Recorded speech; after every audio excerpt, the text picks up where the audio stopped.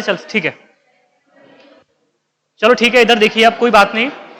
देखो हमने कल फिनॉल स्टार्ट किया है। फिनॉल क्या होता है, मैं आपको कल बताया आपको कि फिनॉल क्या होता है बेटा।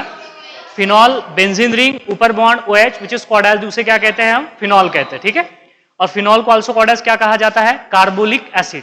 मैंने आपको कल के बेटा जो लोग अब्सेंट थे उनके लिए दोबारा से एक बार बताता हूं। इधर देखिए आप कि क्या होता है फिनॉल। इधर देखिए, ये था बेटा phenol, that is benzene ring, और ये ऊपर क्या हो जाएगा बोलो यहाँ पे, OH। ऊपर क्या हो जाएगा, OH। इसे क्या कहते हैं हम, दैट इज फिनॉल।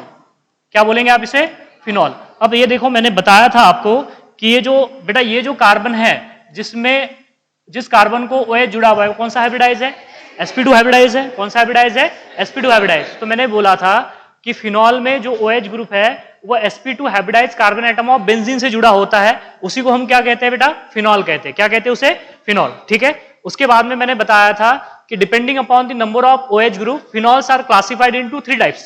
जैसे कि यहां पे बताया था मैंने आपको, बोलो फिनॉल के 3 टाइप थे बेटा। एक पहला कौन सा था बोलो, मोनोहाइड्रिक फिनॉल। कौन सा फिनॉल था, मोनोहाइड्रिक फिनॉल। बाद में हमने बात की किसकी, डायहाइड्रिक फिनॉल, डायहाइड्रिक फिनॉल। दोबारा से देखो बेटा, बता रहा हूं आपको, इसके IUPAC नोमेनक्लेचर भी बताऊंगा, जो कि लेटेस्ट रिकमेंडेशन है वो बताऊंगा, पुराना क्या था वो भी बताऊंगा, और नया क्या है वो भी बताऊंगा आपको, ठीक है। तो देखो डायहाइड्रिक फिनॉल होते हैं। डायहाइड्रिक फिनॉल के साथ में हमने देखा था that is trihydric phenol. Trihydric phenol जिसमें कितने OH ग्रुप होंगे, 3 OH ग्रुप होंगे, ठीक है। जिसमें 3 OH ग्रुप होते हैं उसे कहते हैं हम ट्राइहाइड्रिक फिनॉल। तो देखो बेटा, यहां पे हमने जो मोनोहाइड्रिक फिनॉल के कुछ एग्जांपल देखे थे उसमें क्या था बेटा, ये देखो आप, ये देखो आप, ये था मेरे पास में, दैट इज बेंजीन रिंग, ऊपर बॉन्ड क्या था, OH, इसे क्या कहते हैं हम, फिनॉल कहते हैं। उसके बाद में देखो ये था, दैट इज बेंजीन रिंग, ऊपर क्या था बोलो यहाँ पे, OH, और यहाँ पे क्या था बेटा, CH3। यहाँ पे क्या था, CH3। इसे क्या बोला, ऑर्थोक्रेसोल। क्या बोला हमने इसे, ऑर्थोक्रेसोल बोला ना इसे बेटा, इसे क्या बोला था, ऑर्थोक्रेसोल। सिमिलरली अगर बात करें हम किसकी, ये देखिए आप, ये मेरे पास में बेंजीन रिंग है और ऊपर क्या है बेटा, OH है, नीचे क्या है यहाँ पे, CH3। बोलो कौन सा क्रेसोल, पैराक्रेसोल। क्या बोलेंगे आप इसे, पैराक्रेसोल। अगर मेटा पोजीशन पे अगर CH3 जुड़ा है तो क्या बोलेंगे, मेटाक्रेसोल, मेटाक्रेसोल। अब इधर देखिए, मैंने आपको बेटा इसका नाम बताना है। अब देखो इसका IUPAC नेम क्या है। देखो ये IUPAC में हम नंबरिंग करते हैं। नंबरिंग कहां से करनी है, जिस कार्बन को फंक्शनल ग्रुप जुड़ा होता है वही नंबरिंग के रूल है बेटा, दूसरे कोई रूल नहीं है नंबरिंग के लिए, ठीक है। तो ये हो जाएगा 1, ये हो जाएगा 2। तो बोलो 2 नंबर के कार्बन को क्या जुड़ा है बेटा, मिथिल है, और ये हो जाएगा 2 मिथिल, और ये बेस मारा है हमने फिनॉल को, तो इसका IUPAC नेम क्या हो जाएगा बोलो, 2 मिथिल फिनॉल। क्या हो जाएगा, 2 मिथिल फिनॉल। इसका क्या होगा रे, 1, 2, 3 और ये 4, क्या हो जाएगा बोलो, 4 मिथिल फिनॉल, 4 मिथिल फिनॉल। देखो ये हो जाएगा 4 नंबर के कार्बन को मिथिल जुड़ा हुआ है, तो क्या बोलेंगे आप, 4 Mithil. Number of carbon atom कितने हैं, नंबर ऑफ, सॉरी ये बेस आना है फिनॉल को, तो क्या बोलेंगे, 4 मिथिल फिनॉल। क्या बोलेंगे, 4 मिथिल फिनॉल। कौन सा फिनॉल है ये, monohydric phenol. They contain the 1 OH group, जिसमें एक OH ग्रुप होता है उसे क्या कहते हैं, मोनोहाइड्रिक फिनॉल। क्या बोलेंगे, मोनोहाइड्रिक फिनॉल। अब डायहाइड्रिक फिनॉल के एग्जांपल देखे थे, जैसे कि फॉर एग्जांपल इधर देखो बेटा, मैंने आपको डायहाइड्रिक फिनॉल के एग्जांपल बताया था यहां पे, जैसे कि ये था, दैट इज बेंजीन रिंग, और यहां पे क्या हो जाए बेटा, OH, और उसके बाजू वाले कार्बन पे भी क्या हो जाए, OH। डायहाइड्रिक फिनॉल है, क्या नाम था इसका कॉमन नेम, कैटेकॉल। क्या नाम था बेटा इसका common name, that is catechol. क्या हो जाएगा, कैटेकॉल। क्योंकि अगर मैं बात करूं कैटेकॉल के IUPAC नाम की, तो बताइए क्या होगा, 1,2 डायहाइड्रोक्सी बेंजीन, 1,2 डायहाइड्रोक्सी बेंजीन। लेकिन अभी का जो लेटेस्ट रिकमेंडेशन है वो देखो क्या होगा, ये पहला कार्बन है, ये दूसरा कार्बन है, और ये जो है इन OH को अगर हम हटा दें यहां से तो ये बेंजीन हो जाएगा। इन OH को हटा देंगे पवन, तो ये बेंजीन हो जाएगा बेटा, तो इसे कहते हैं बेंजीन। देखो इसे क्या कहते हैं, बेंजीन 1,2 डायोल। अरे समझ में आया है नहीं आया, बेंजीन 1,2 डायोल। क्या बोलेंगे, बेंजीन 1,2 डायोल। ये लेटेस्ट, ये नया नाम है अभी का। हम 1,2 डाइहाइड्रोक्सी बेंजीन के बजाय हम क्या यूज करेंगे बेटा यहाँ पे, बेंजीन 1,2 डायोल। क्या बोलते हैं उसे, कैटेकॉल। क्या बोलते हैं उसे बेटा, कैटेकॉल। चलिए इस कंपाउंड का नाम बताइए क्या था। यहां पे देखो बेटा, ये वाला जो कंपाउंड था OH, एक कार्बन छोड़ दिया हमने, एक कार्बन छोड़ दिया और यहां पे क्या लगा दिया, OH। बोलो क्या नाम था इसका, रेसरसिनॉल। देखो बेटा, सॉरी, यहां पे देखो इसका नाम क्या था,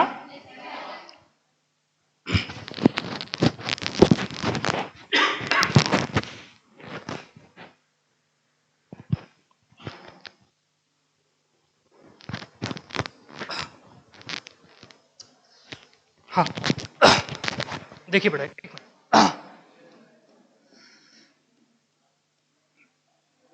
इसका नाम क्या हो जाएगा? रेसरसिनॉल, रेसरसिनॉल। इसका आईयूपीएसी नेम क्या होगा रे? 1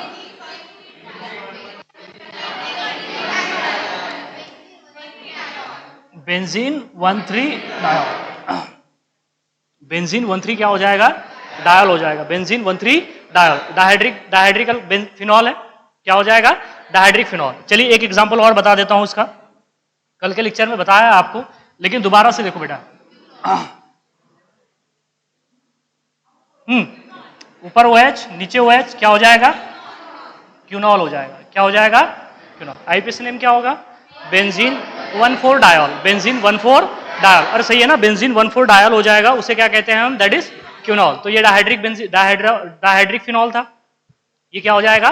डायहाइड्रिक फिनॉल, डायहाइड्रिक फिनॉल। नेक्स्ट देख लीजिए बेटा, यहाँ पे नेक्स्ट क्या था? अब यहाँ पे ट्राइहाइड्रिक फिनॉल की बात करते हैं हम। ट्राइहाइड्रिक फिनॉल में 3 OH ग्रुप थे, जैसे कि फॉर एग्जांपल ये देखिए, हाँ बेंजीन रिंग, ये OH और ये OH, और यहाँ पे भी क्या हो जाए? OH हो जाए, दैट इज ट्राइहाइड्रिक फिनॉल। नजर आ रहा है? 3 OH ग्रुप बेंजीन रिंग को जुड़े हुए हैं, तो इसे ट्राइहाइड्रिक फिनॉल कहेंगे। तो ये इसे कहते हैं हम, बोलो, पायरोगैलॉल कि फ्लोरोग्लूसिनॉल? पायरोगैलॉल। ये क्या था बेटा? That is pyrogallol. क्या हो जाएगा? पायरोगैलॉल। पायरोगैलॉल का आईपीएसी नेम अगर आपसे पूछ लूं तो बताओ क्या होगा? बेंजीन, हाँ बेंजीन 1, 2, 3 ट्रायोल, 1, 2, 3 ट्रायोल। क्या हो जाएगा बेटा? 1, 2, 3 ट्रायोल। अरे समझ में आया नहीं आया? आगे सबको समझ में? नेक्स्ट देखिए, यहां पे देखिए, चलिए इसका नाम बताइए क्या होगा? ये था OH, ये क्या था बेटा? यहाँ पे OH, यहाँ पे क्या था? OH। क्या नाम है इसका? कॉमन नेम क्या था? कॉमन नेम क्या था इसका? फ्लोरोग्लूसिनॉल। क्या था बेटा? फ्लोरोग्लूसिनॉल था, फ्लोरोग्लूसिनॉल। इधर देखो बेटा, इसका नाम था फ्लोरोग्लूसिनॉल। क्या हो जाएगा? फ्लोरोग्लूसिनॉल।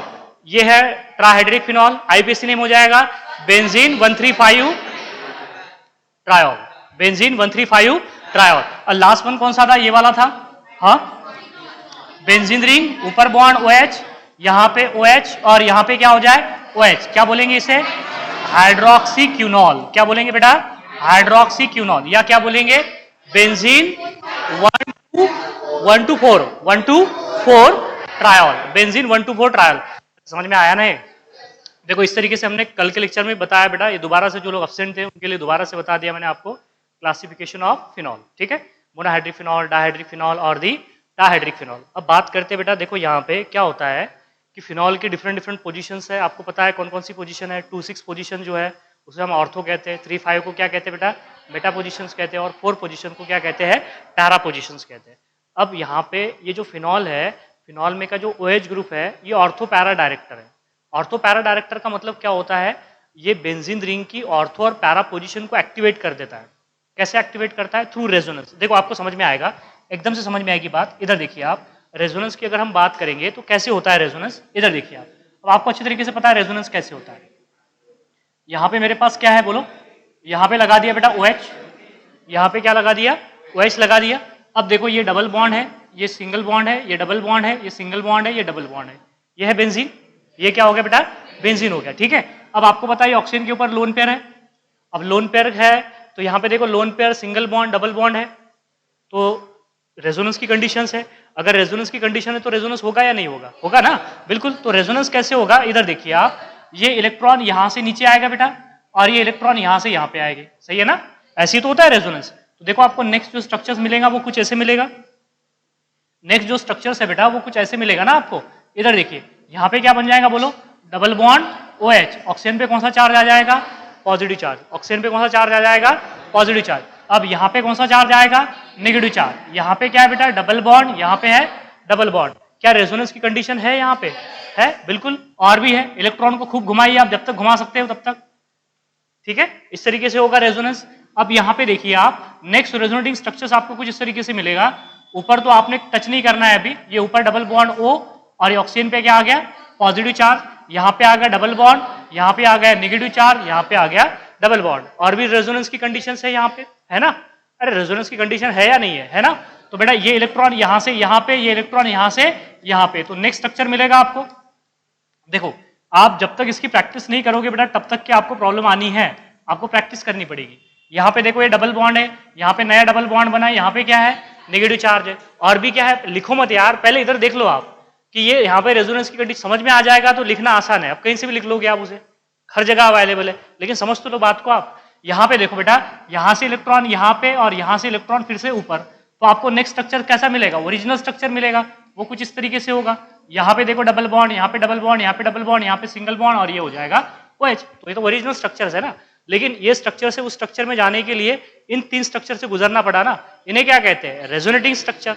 और ये जो रेजोनेटिंग स्ट्रक्चर्स है बेटा ये वाले, इधर देखिए आप, ये जो 3 रेजोनेटिंग स्ट्रक्चर्स है, सॉरी ये वाले, ये देखिए 1, ये वाला जो है ये 2 है, और ये वाला क्या है बेटा 3 है। आपको नजर आ रहा होगा कि ये जो 3 रेजोनेटिंग स्ट्रक्चर्स है, इन्हीं 3 रेजोनेटिंग स्ट्रक्चर के ऊपर आप चार्ज बता रहे हो, अदरवाइज इसके ऊपर कोई चार्ज नहीं है, इसके ऊपर कोई चार्ज नहीं है आखिरी वाले में, ठीक है। तो ये जो रेजोनेटिंग स्ट्रक्चर्स है बेटा, ये जो 3 रेजोनेटिंग स्ट्रक्चर्स है, इनका एक इक्विवेलेंट स्ट्रक्चर बता सकते हो। देखो आपको एक बात तो नजर आ रही है ना कि रेजोनेंस हो रहा है तो डीलोकलाइजेशन हो रहा है, किसका डीलोकलाइजेशन हो रहा है, इलेक्ट्रॉन का। इलेक्ट्रॉन पूरे बेंजीन रिंग के ऊपर क्या हो रहा है बेटा, डीलोकलाइज हो रहा है।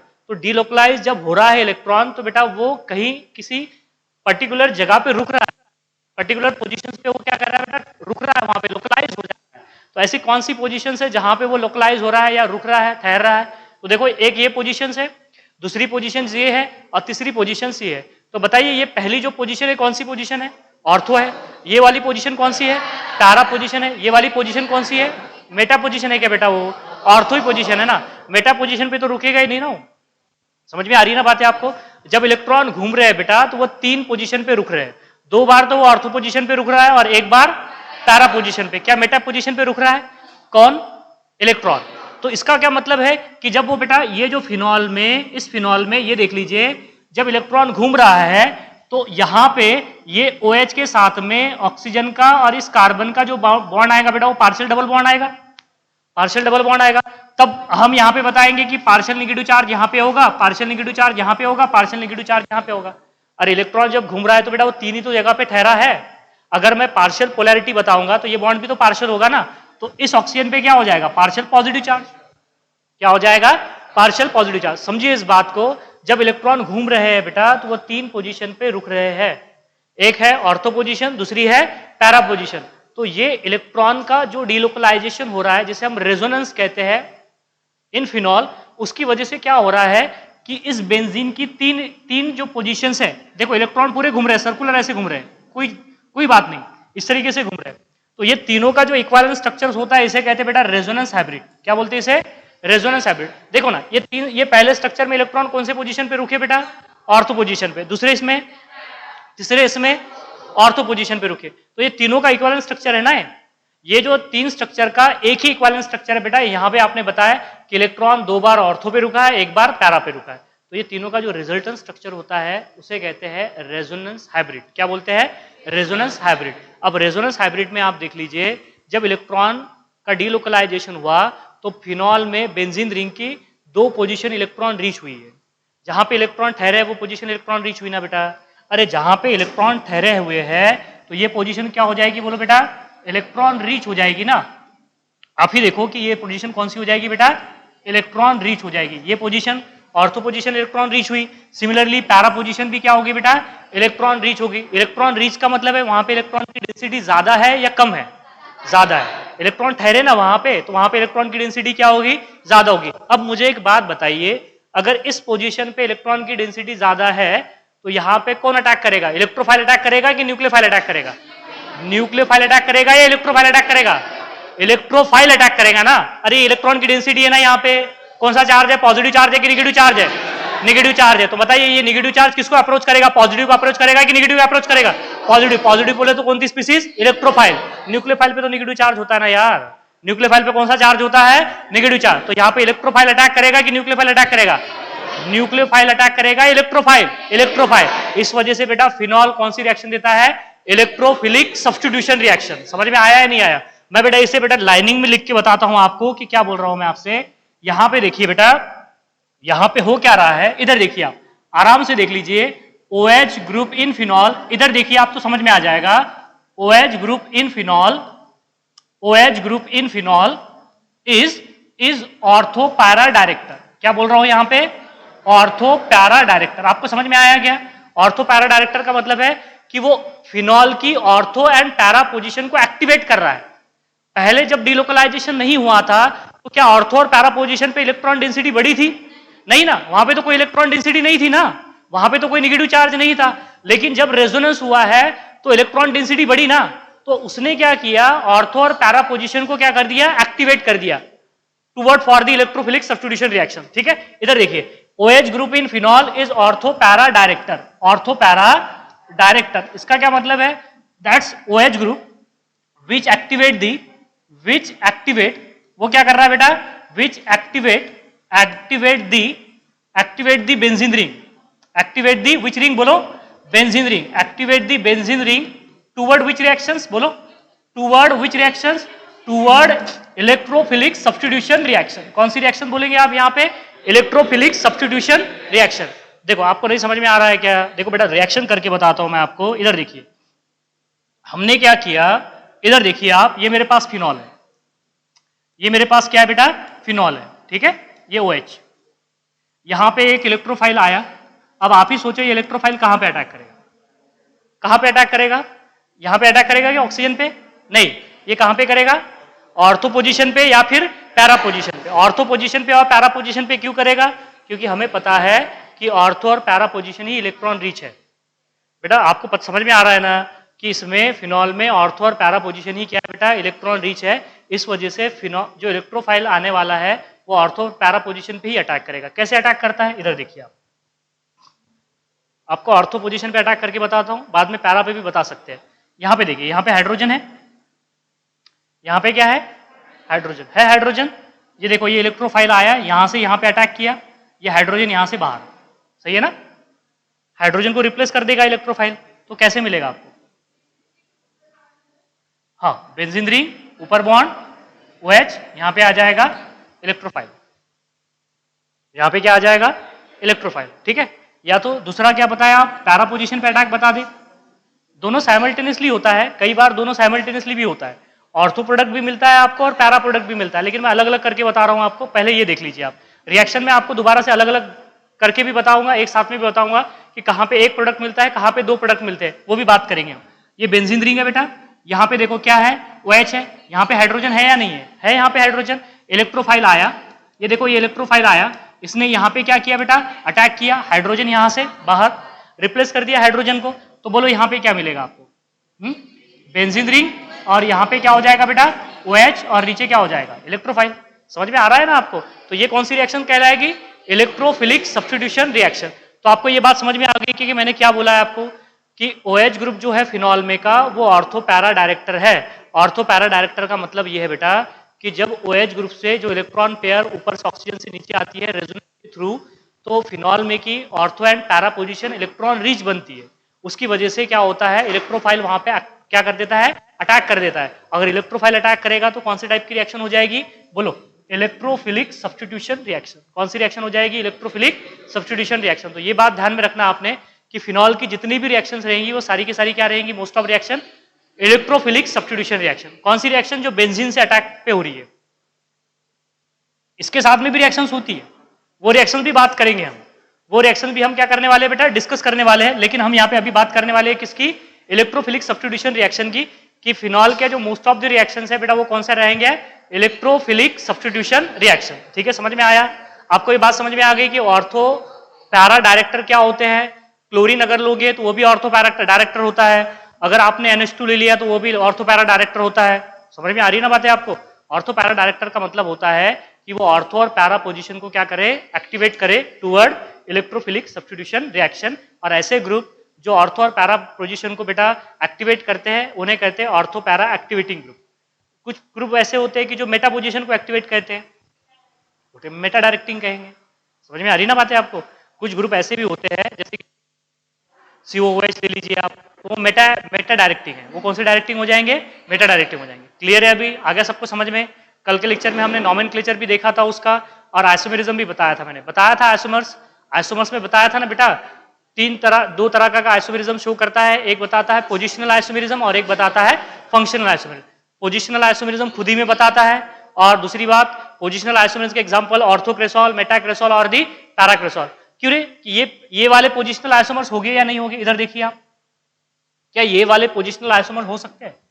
ये वाले, ये तीन क्या है, पोजिशनल आइसोमर्स हो सकते हैं? यस बेटा, इधर देखो, ये तीनों की तीनों क्या है, पोजिशनल आइसोमर। देखो ना, इनका तीनों का मॉलिक्यूलर फार्मूला क्या है, सेम है, लेकिन पोजीशन ऑफ OH ग्रुप क्या है, डिफरेंट है। तो ये तीनों पोजिशनल आइसोमर्स है। सिमिलरली ये दोनों जो है ये पोजिशनल आइसोमर्स हो गए या नहीं हो गए?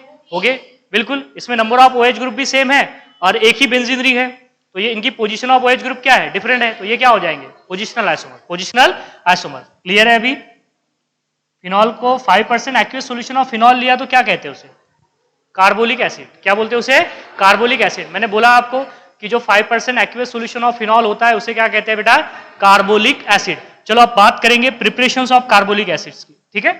इधर देखिए बेटा, 4 मेथड्स है, 4 प्रिपरेशंस है बेटा इसकी। 4 प्रिपरेशन एक एक करके डिस्कस करने वाले हैं हम। इधर देखिए, आज के लेक्चर में जितनी होंगी उतनी देख लेंगे, बाकी की मंडे के लेक्चर में देखेंगे। और कल जो है पूरे अल्कोहल पे टेस्ट हो गया, अल्कोहल पूरा हो गया हमारा। कल जो है बेटा फिजिक्स के बाद में आपकी किसके ऊपर टेस्ट होने वाली है, अल्कोहल के ऊपर, ठीक है। नेक्स्ट देख लीजिए, अब बात करेंगे प्रिपरेशन ऑफ फिनॉल।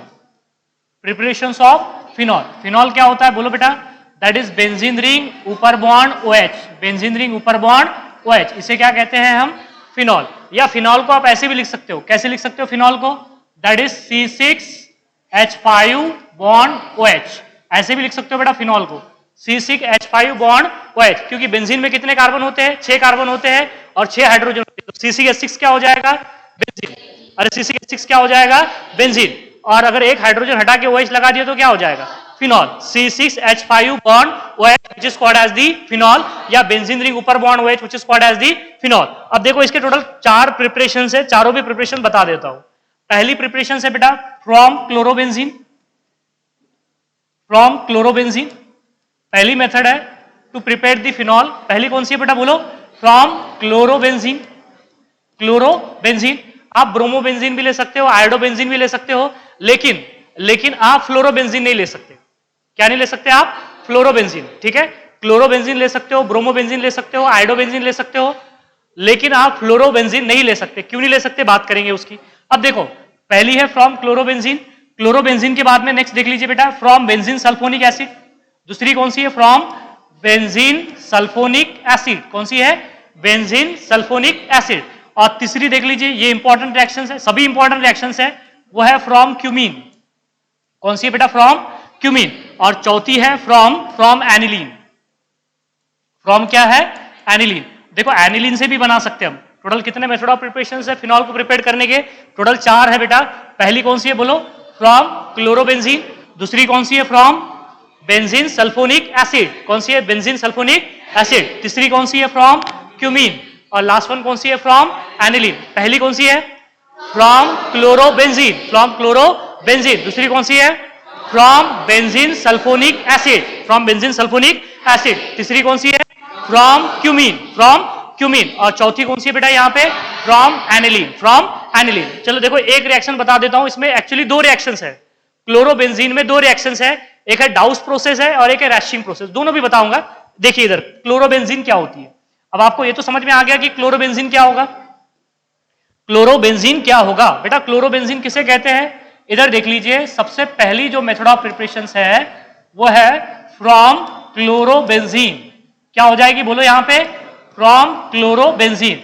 अब क्लोरोबेंजीन क्या होता है ये देखिए आप। सबसे पहले बेटा देखो, इसके अंदर 2 प्रोसेस है, इसके अंदर 2 रिएक्शंस है। कितने रिएक्शंस है, 2 रिएक्शंस है। पहली जो रिएक्शंस है वो है डाउस प्रोसेस।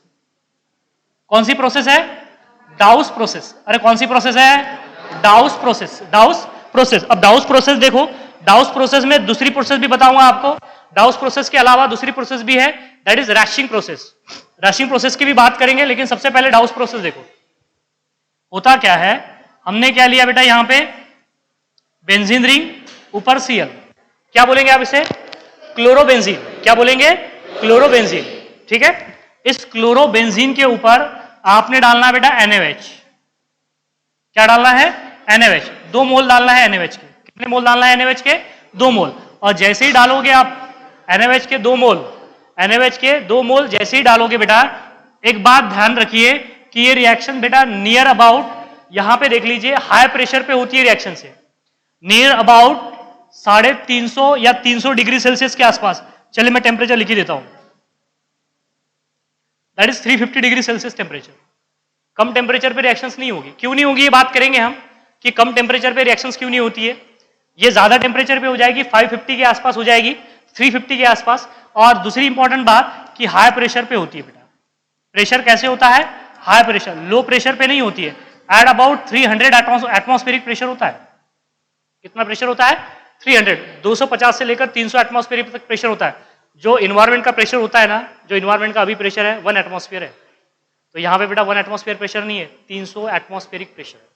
समझ में आया? बहुत ज्यादा प्रेशर होता है, बहुत ज्यादा प्रेशर होता है। अब होता क्या है, देखो इधर देखिए, यहां पे 2 सोडियम है, यहां पे 2 सोडियम है, 2 ऑक्सीजन है। इधर देखिए 2 सोडियम है बेटा, 2 ऑक्सीजन है और 2 क्या है? हाइड्रोजन है। 2 हाइड्रोजन है यहां पे, ठीक है।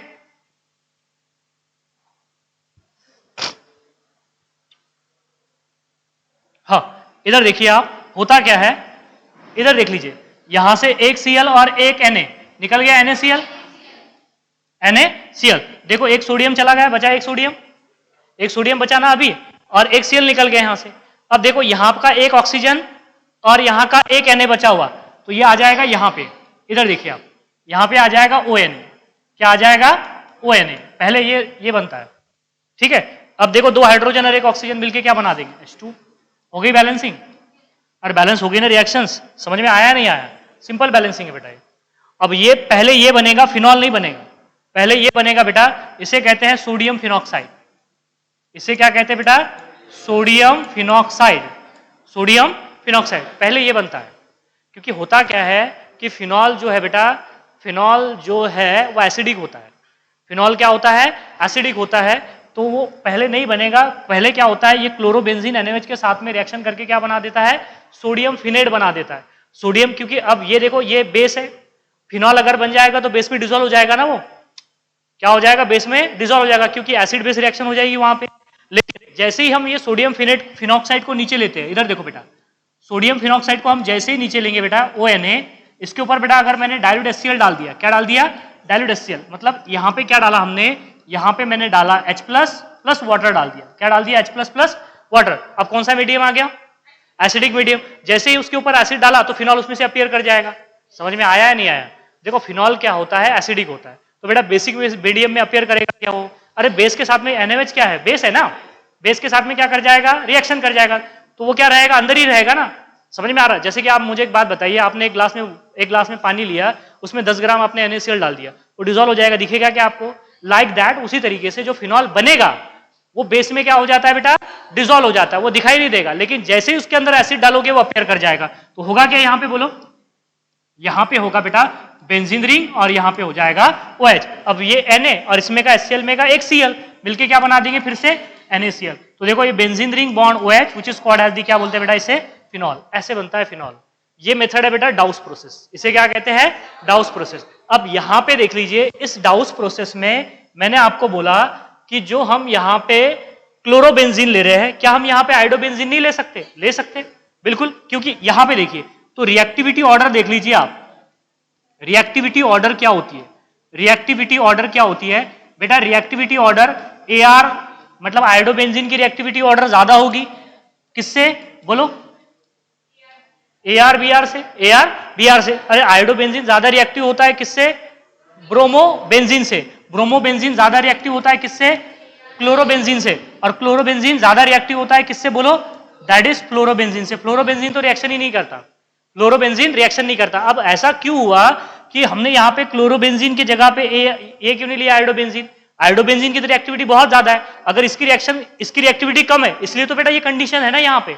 अगर ये लिया होता हमने आइडोबेंजीन तो ये कंडीशन लगाने की जरूरत ही नहीं पड़ती इतनी ज्यादा, एकदम से रिएक्शन हो जाती। क्योंकि ये वाला जो, इधर देखिए आप, ये जो बॉन्ड है ना बेटा, ये स्ट्रॉन्ग बॉन्ड है। ये कैसा बॉन्ड है? स्ट्रॉन्ग। क्यों? क्योंकि Cl की जो है, Cl की जो साइज है वो कम है। Cl की साइज क्या है? कम है। देखो इसका कौन सा प्योर, यहां पे देखो, इसका कौन सा पी ऑर्बिटल खाली है? 3p ऑर्बिटल, इसका कौन सा p ऑर्बिटल खाली है? 2p orbital. तो ये 2p और 3p में क्या होगा? ओवरलैपिंग होगा। आपको पता है कि 1-1 ओवरलैपिंग ज्यादा होती है 1-2 ओवरलैपिंग से, देन 2-2 ओवरलैपिंग से, देन 2-3 ओवरलैपिंग से। समझ में आ रहा है ना? जितना ऑर्बिटल के बीच में बेटा गैप, एनर्जी गैप कम होगा, उतनी ओवरलैपिंग क्या होगी? ज्यादा होगी। यहां पे देखो ना गैप कम है ना, यहां पे गैप क्या है? कम है। लेकिन अगर आपने यहां पे ले लिया तो यहां पे तो देखो आयोडीन, आयोडीन तो कहां पे आ जाता है? 5p में आ जाता है। 5p 2p हो जाएगा। 5p और 2p का गैप क्या हो जाएगा? बहुत ज्यादा हो जाएगा। अरे आयोडीन आपको पता है ना, ऊपर से जब नीचे आते हैं हम तो साइज बढ़ती है या घटती है? बढ़ती है ना। नहीं समझ में आ रहा है कि आपको ये बात नहीं समझ में आ रही कि अरे आपको बेटा ये कि दोबारा से बता दूं? इधर देखो, आप इधर देखो, अगर ये बात आपको समझ नहीं आ रही है, मुझे ये बताना है आपको कि ये ज्यादा रिएक्टिव क्यों है और ये कम रिएक्टिव क्यों है। क्योंकि ये जो बॉन्ड है ना बेटा, ये मजबूत बॉन्ड है और ये बॉन्ड कैसा है? वीक है। वीक क्यों है? क्योंकि आयोडीन बड़ा है, साइज में बड़ा है, तो इंटरन्यूक्लियर डिस्टेंस क्या रहेगा? कम रहेगा। सॉरी, इंटरन्यूक्लियर डिस्टेंस क्या रहेगा? ज्यादा रहेगा। इंटरन्यूक्लियर डिस्टेंस ज्यादा है तो बॉन्ड क्या हो जाता है? वीक हो जाता है। बॉन्ड क्या हो जाता है? वीक हो जाता है। देखो हो क्या रहा है, नेक्स्ट स्लाइड पे देख लीजिए बेटा। अगर आपने क्या लिया, सबसे पहले इधर देखो आप, हाँ, अगर आपने ArF ले लिया, क्या ले लिया? ArF लिया, बाद में क्या लिया? ArCl लिया, बाद में क्या लिया बेटा? ArBr लिया, बाद में क्या लिया आपने? ArI लिया। इधर देखो, मुझे एक बात बताइए, यहां पे कौन सी ओवरलैपिंग हो रही है? यहां पे कौन सी ओवरलैपिंग हो रही है? कार्बन में और इसमें फ्लोरीन में 2p ओवरलैपिंग हो रही है। कौन सी ओवरलैपिंग हो रही है? 2p। कार्बन का 2p ऑर्बिटल, अबे सेकंड रो के एलिमेंट है ना ये। कौन से पीरियोडिसिटी में पढ़ा है? नहीं पढ़ा है? नहीं। कार्बन, कार्बन के बाद में आता है नाइट्रोजन, नाइट्रोजन के बाद में कौन आता है? ऑक्सीजन, ऑक्सीजन के बाद में फ्लोरीन। तो देखो 2p ओवरलैपिंग, तो सबसे ज्यादा ओवरलैपिंग होगी यहाँ पे। यहाँ पे ओवरलैपिंग क्या होगी? सबसे ज्यादा होगी। नेक्स्ट क्या है? यहाँ पे कौन सी ओवरलैपिंग है बेटा? ये तो इसमें तो कार्बन ही है ना, इसमें तो, लेकिन क्लोरीन थर्ड पीरियड से आता है तो 2p 3p ओवरलैपिंग होगी। यहाँ पे क्या होगी बेटा? बोलो 2p 4p ओवरलैपिंग होगी। यहाँ पे कितनी होगी? बोलो 2p 5p ओवरलैपिंग होगी। तो ओवरलैपिंग ज्यादा कहां पे होगी? 2p में ओवरलैपिंग ज्यादा होगी। 2p की ओवरलैपिंग क्या होती है बेटा? ज्यादा होती है। इसलिए बेटा ये बॉन्ड क्या हो जाएगा? जितनी ज्यादा ओवरलैपिंग होगी उतना बॉन्ड क्या हो जाएगा? स्ट्रांग हो जाएगा। और जितना बॉन्ड ज्यादा स्ट्रांग होगा बेटा, उतना बॉन्ड वहां से निकलना चाहेगा क्या? नहीं। ऐसे सोचिए आप, इसमें से अच्छा लिविंग ग्रुप कौन सा है? क्लोरीन, फ्लोरीन, ब्रोमीन, आयोडीन में से अच्छा लिविंग ग्रुप कौन सा है? आयोडीन। आयोडीन निकलना चाहता है ना, फ्लोरीन निकलना चाहता है क्या? नहीं निकलना चाहता। देखो ऑर्बिटल कंसेप्ट के हिसाब से भी बता रहा हूं आपको, समझ में आ रहा है? इस वजह से बेटा इसकी रिएक्टिविटी ऑर्डर क्या रहेगी? ज्यादा, और इसकी रिएक्टिविटी ऑर्डर क्या हो जाएगी? कम हो जाएगी। समझ में आया? That process which is called as which process कहते हैं इसे? Dow's process. क्या बोलते हैं इसे? Dow's process. एक बार देख लीजिए आप डाउस प्रोसेस क्या हो रहा है।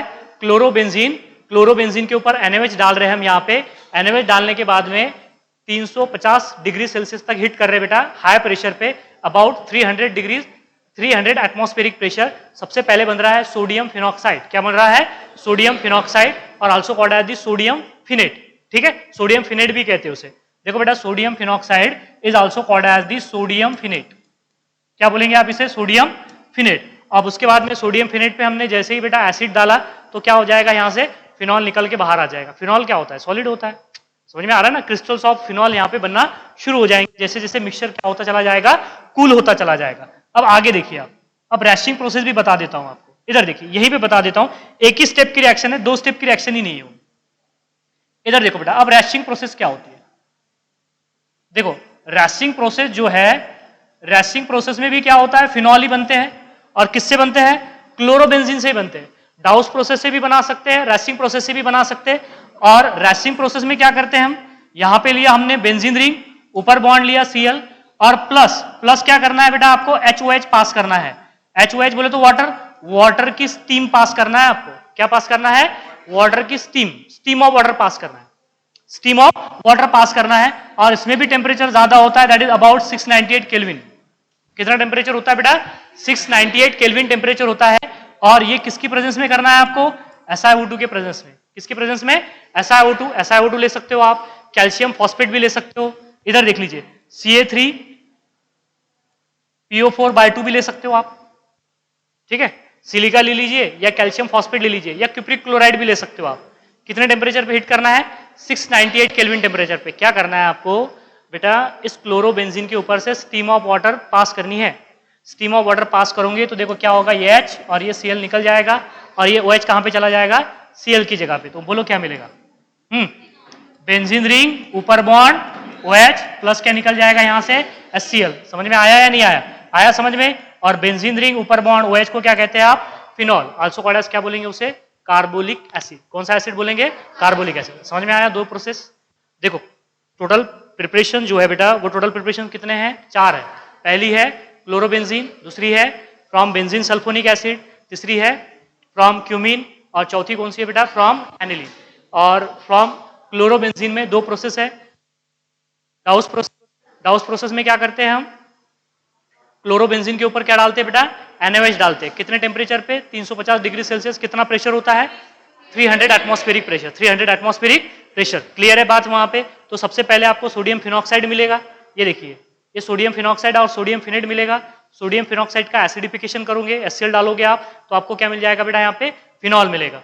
दूसरी स्टेप क्या है? दूसरी प्रोसेस कौन सी है बेटा? रैशिंग प्रोसेस। रैशिंग प्रोसेस में हमने क्या किया? क्लोरोबेंजीन के ऊपर क्या पास किया बेटा? स्टीम ऑफ वाटर पास किया। क्या किया हमने? स्टीम ऑफ वाटर पास किया at about 698 kelvin temperature in presence of SiO2। और क्या यूज कर सकते हो आप यहाँ पे? That is CaOCl2 CA3PO4/2 CA3PO4/2। तो आपको क्या मिलेगा यहाँ पे? फिनॉल मिलेगा। कल के लेक्चर में बात करेंगे फ्रॉम बेंजीन सल्फोनिक एसिड, और नेक्स्ट बात करने वाले बेटा मंडे को बात करेंगे हम from benzene sulphonic acid, then from cumene and from last one is from aniline. और जिनको होमवर्क बोला है वो मंडे को जितनी बार बोला है उतने बार लिख के आइए आप। और दूसरी बात, कल टेस्ट होगी, तो कल टेस्ट जो होगी वो अल्कोहल पे होगी। ठीक है? वेदांत बंद कर दो। सिर्फ अल्कोहल पे टेस्ट होगी।